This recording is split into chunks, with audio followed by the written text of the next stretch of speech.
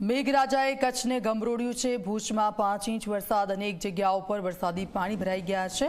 સુખપર નજીક રેલવેના અંડરબ્રિજમાં પાણી ભરાયું। સુખપરથી શિવપારસને જોડતો રસ્તો બંધ કરવામાં આવ્યો। વાહનોની અવરજવર બંધ કરવામાં આવી। દર વર્ષે ચોમાસામાં વરસાદી પાણી ભરાય છે। કચ્છના આ દ્રશ્યોને 48 કલાક કચ્છ માટે ભારે રહેશે, કારણ કે હવામાન વિભાગ તરફથી અતિભારે વરસાદની આગાહી કરવામાં આવી છે। ત્યારે જે વરસાદ વરસ્યો તેના કારણે નીચાણવાળા વિસ્તારો સૌથી વધારે પ્રભાવિત થયા છે। અને જે આ રસ્તો છે એ રસ્તો કે ત્યાં પાણી ભરાઈ ગયા છે। ભુજમાં 5 ઇંચ વરસાદ, સુખપર નજીક રેલવે અંડરબ્રિજમાં પાણી ભરાઈ ગયા છે અને રેલવે અંડરબ્રિજ બંધ કરવામાં આવ્યો છે।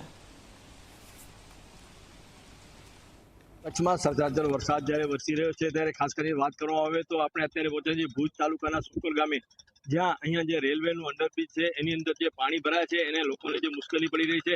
ખાસ કરીને વાત કરવામાં આવે તો અહીં જ્યારે પણ વરસાદ પડે છે ત્યારે આ અંડરબ્રિજમાં જે પાણી ભરાઈ જાય છે તેના પરિણામે અહીં 5-5, 6-6 ફૂટ જેટલું પાણી ભરાય છે અને આ પાણી સમય સુધી અહીંયા રહી જાય છે। પરિણામે લોકો અહીંયા આવર જવર કરી શકતા નથી। પ્રયત્ન કરવામાં આવે છે કે અહીં પાણી કાઢવામાં આવે, પરંતુ આ પાણી નીકળવામાં ઘણો બધો ટાઈમ લાગે છે, એટલે અહીં પાણી ઘણો ટાઈમ સુધી રહી જાય છે।